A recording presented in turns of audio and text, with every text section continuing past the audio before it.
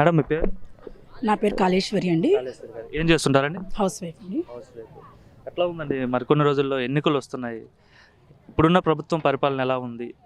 ప్రత్యేకించి జగన్ గారు ఏం అడగక్కర్లేదండి, ఆయన సంక్షేమ పథకాలే ఆయన గెలిపిస్తారు. ఆ విషయం అందరికీ తెలుసు. మా పాప బీటెక్ చదువుతుంది, మేము మధ్యతరగతి వాళ్ళము. ప్రత్యేకించి ఆయన గురించి ప్రత్యేకంగా మనం ఏం చెప్పక్కర్లా. నిరుపేదలకి ఇంజనీరింగ్ డాక్టర్ అనేది ఒక కలగా మిగిలేది. అలాంటిది మా అమ్మాయి విషయంలో తనే చదివిస్తున్నారు. ప్రతి సంవత్సరం ఫీజు, వసతి దీవెన, విద్యా దీవెన అన్నీ ఆయన వేస్తున్నారు. పెన్షన్ అనేది మా అత్తగారు ఇదివరకు లైన్లో నుంచొని తెచ్చుకునేవాళ్ళు. ఇప్పుడు అలాంటిది పొద్దున్నే 6ంటికి వాళ్ళే వచ్చి లేపి పింఛన్ ఇస్తున్నారు. ఇది ఎక్కడ మన ఏపీలోనే జరుగుతుంది. అది చాలా హర్షించదగ్గ విషయం. అలాంటి చాలా పథకాలు ఉన్నాయి. నాకు ఈ రోజుకి అనేది ఒక భూమి అనేది లేదు సార్. గవర్నమెంట్లో నాకు ఇల్లు వచ్చింది. అంటే సెంటు భూమి కూడా లేదు, సెంటు స్థలంలో ఇల్లు ఏం కట్టుకుంటామని చెప్తున్నారు. సెంటు భూమి కూడా లేని వాళ్ళు ఉన్నారండి. సెంటు భూమి లేని వాళ్ళు కూడా ఉన్నారు. బాత్రూమ్ అంత సైజు కూడా లేదని అది లోకేష్ అంటున్నారు. ఆ ఇంట్లో ఎట్లా దూరాలి, నాలాంటి వాళ్ళు దూరలేమని అచ్చెన్నాయుడు అంటున్నాడు. చంద్రబాబు నాయుడు అయితే సమాధితో కంపేర్ చేస్తారు. కూడా లేని వాళ్ళ ప్రభుత్వంలో ఉండి వచ్చిన వాళ్ళం మేము కూడా. ఈ ప్రభుత్వంలోనే మాకు వచ్చింది. అది ఆశించదగ్గ విషయమే కదా. పరిపాలన చేస్తున్నాడు జగన్, మొత్తం అంతా రాష్ట్రాన్ని అస్తవ్యస్తం చేసేస్తున్నాడు అని చెప్తున్నారు సార్. పచ్చకామలోడికి పచ్చగానే కనపడుతుంది లోకము. మా పేదవాళ్ళ నుంచి చూడండి, అది ఎలా ఉంటుందో తెలుస్తుంది. ఉన్న వాళ్ళ నుంచి చూడమాకండి, పేదవాళ్ళ నుంచి చూడండి, ఆ ప్రభుత్వం ఎలా ఉంటుందో తెలుస్తుంది. నిత్యావసర ధరలు కావచ్చు, ప్రతిదీ కూడా 10 రూపాయలు ఇస్తున్నాడు, 100 రూపాయలు తీసుకుంటున్నాడు అని చెప్తున్నారు. నిత్యావసర ధరలు ఓన్లీ ఏపీలోనే పెరిగిందా? ఎక్కడా పెరగలేదా? అదే గమనించండి. ఏపీలోనే పెరిగితే పోనీ ఏపీలోనే పెరిగింది అనుకోవచ్చు, ప్రతి స్టేట్లోనే అంతే కదా. అప్పుల రాష్ట్రం కింద మార్చేశాడు జగన్ వచ్చిన తర్వాత. 30 ఏళ్ళు వెనక్కి తీసుకెళ్ళిపోయాడు అని చెప్తున్నాడు చంద్రబాబు నాయుడు. అప్పుల రాష్ట్రం అనేది ఈయన వచ్చాక అయిందండి, అంతకుముందు లేదు అప్పుల రాష్ట్రము. అప్పుల రాష్ట్రం నుంచి మనం వచ్చాము. డివైడ్ అయినప్పటి నుంచి మనం అప్పుల రాష్ట్రమే. ఉన్నత రాష్ట్రంలో ఏమీ మనకేమీ సారికి ఇచ్చేయలేదు. అప్పుల రాష్ట్రంగానే వచ్చాము మనము. దాన్ని నిదానంగా డెవలప్ అవుతుంది. ఒకేసారి డెవలప్ అనేది ఎలా జరగదు. అంటే సంక్షేమ పథకాలు పెట్టి ప్రజలందరినీ సోమరిపోతులు చేస్తున్నాడు జగన్మోహన్ రెడ్డి అని చెప్పి అంటున్నారు. మరి సంక్షేమ పథకాలంటే ఎలాగండి మీరు అనేది?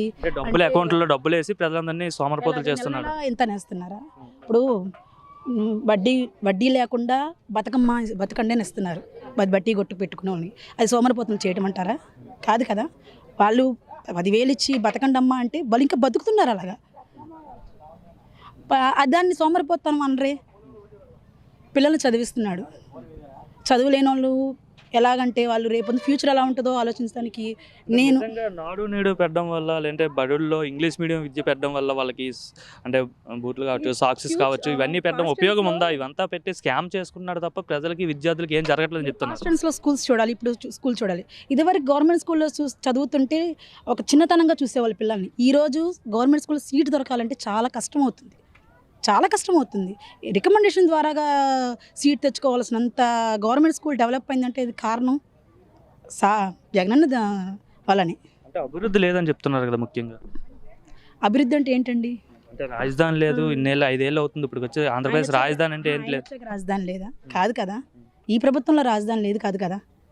వస్తుంది, అన్ని నిదానంగా జరుగుతుంటూ వస్తుంది. ఒకేసారి రావాలంటే పరిపాలన కాదు, నిదానంగా. ఇప్పుడు మనం ఇల్లు కట్టుకోవాలంటే కొన్ని నెలలు పడుతుంది. అలాంటి 100,000 మంది ఇల్లు కడుతున్నారంటే అది ఒకేసారి వల్ల అవ్వదు, నిదానంగా జరుగుతుంది అదన్నీ. అంటే చంద్రబాబు నాయుడు చాలా సంక్షేమ పథకాలు పెట్టాడు. ఇప్పుడు గ్యారెంటీలు చెప్పి, అంటే బాబు ష్యూరిటీ, భవిష్యత్తు గ్యారెంటీ అని చెప్పేసి మహిళలందరికీ ఉచిత బస్సు ప్రయాణం అని చెప్తున్నాడు. సంవత్సరానికి 3 గ్యాస్ సిలిండర్లు ఫ్రీ అని చెప్తున్నాడు. ఏమంటారండి? అది సోమరిపోతనమేగా.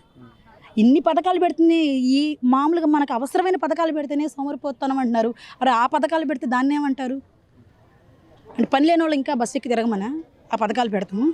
అంటే చేయూతనిస్తున్నా అని చెప్తున్నాడు. ఇది బస్సులో ఫ్రీగా చేయుతున్నా అన్నది అది కాదు. 60 years దాటిన వాళ్ళకి ఫ్రీ అని పెట్టండి, అది తప్పు లేదు. అది పని పాట లేకుండా అటు తిరిగి రమ్మ అని పెడతంలో తప్పే కదా. అది మట్టి కరెక్ట్ కాదండి. జగన్ వస్తాడంటారా? కన్ఫామ్గా ఆయనే వస్తాడు. అంటే మాలాంటి స్టూడెంట్స్, పేదవాళ్ళు అండ్ ఇలాంటి వాళ్ళందరూ కలిసి ఓట్లు వేస్తే కంపల్సరీగా ఆయనే వస్తారండి. పవన్ కళ్యాణ్ యూత్ అంతా ఆయన వైపే ఉంటారు. ఆయన ఒక సినిమా స్టార్, పార్టీ పెట్టాడు కదా. తెలంగాణలో అంతా యూతేగా ఉన్నారు, మరి వాళ్ళు ఎందుకు వేయలేదు ఓట్లు? సినిమాలాగే చూస్తాం, హీరోగానే ప్రేమిస్తాం, అంతేగాని మీ రాజకీయాలుగా కాదు. అంటే గతంలో వాళ్ళందరికీ ఓట్లు కానీ ఎన్నికల్లో ఓటు వస్తుంది కదా, మ్యాక్సిమం ఆయనకే ఎక్కువ అట్రాక్ట్ అవుతారు కదా. ఇప్పుడు ఆయన చంద్రబాబు కలిసి వెళ్తున్నారు కాబట్టి జగన్మోహన్ రెడ్డి ఓడిపోతాడు, ఎందుకంటే సింగిల్గా వెళ్తున్నాడని చెప్తున్నారు. ఎంతమంది కలిసి వచ్చినా ఎన్ని చేసినా తెలంగాణలో ఏమైందో ఒకసారి చూసుకున్నారు కదా. అక్కడ ఏమైనా ఓట్లు పడ్డాయా? పడలేదు. ఇక్కడ అంతే, చూస్తాం, హీరోగా చూస్తాం అంతవరకు. రాజకీయ నాయకులుగా ఇష్టపడరు. ఎంతమంది కలిసి వచ్చినా జగనే గెలుస్తాడు. పవన్ కళ్యాణ్ సింగిల్గా వస్తే గెలిచేవాడండి. ఇప్పుడు చంద్రబాబుతో కలిశాడు కాబట్టి సానుభూతి ఓట్లు కూడా రావు. ఎందుకు రావంటున్నారు మీరు? అంతే, ఇప్పుడు ఆయన నిలకడగా ఉండి ఒక్కడిగా నిలబడి పోరాడాలి. కాసేపు బీజేపీ అంటాడు, కాసేపు కమ్యూనిస్ట్ అంటాడు. ఒక దాంట్లో నిలకడలేనప్పుడు ఎలా నమ్మి ఓట్లు వేస్తారు చెప్పండి. అంటే పవన్ కళ్యాణ్ ఈ పొత్తు అనేది ప్రజల కోసమే పెట్టుకున్నాను, రాష్ట్ర భవిష్యత్తు కోసం పెట్టుకున్నాను, నా వ్యక్తిగత స్వార్థ ప్రయోజనాల కోసం కాదంటున్నాను. అది ఒంటరిగా రమ్మనండి, ముందుకు ఒంటరిగా రమ్మనండి. ఒంటరిగా ఉంటే మేము ఆయన వెనకాల ఉంటాం. ఒంటరిగా రానప్పుడు మాకు వాళ్ళు వీళ్ళని చెప్పి ముందు ఎవరో నిలబడి వెనకాల నిలబడితే మాకు నచ్చలేదు. ఉన్న పరిస్థితుల్లో ప్రజలకు మంచి జరగాలంటే, అంటే జగన్మోహన్ రెడ్డిని గద్దె దింపాలంటే తెలుగుదేశంతో కలిసి వెళ్ళాలి, నా ఒక్కడి వల్ల సాధ్యం కాదంటున్నాడు ఆయన. నీ మీద నమ్మకం లేదా? నీ మీద నువ్వు ఒక సింగిల్గా వస్తే గెలవలేని నమ్మకం ఉంది కాబట్టి నువ్వు వేరే పొత్తు పెట్టుకుంటున్నావు. అదండి. అంటే మరి పవన్ కళ్యాణ్ కూడా ప్రజల కోసం చాలా చేస్తున్నాడు కదా. మరి జగన్ అన్న నాడు నేడు పెట్టింది స్కూల్స్ విషయంలో. మన ఈ పవన్ కళ్యాణ్ నాడు నేడు అని చెప్పి అప్పుడు మాట్లాడిన మాటలు ఇప్పుడు మాట్లాడిన మాటలు పెట్టి అలా పెట్టి చూపించాలి. మన జగన్ అన్న పెట్టిన నాడు నేడు స్కూల్స్ అప్పుడు ఎలాగ ఇప్పుడు ఎలాగ ఉందో చూపించారు కదా. మన పవన్ కళ్యాణ్ అంటే నాడు ఎలా మాట్లాడాడు నేడు ఎలా మాట్లాడాడు అవి పెట్టి చూపించాలి. అది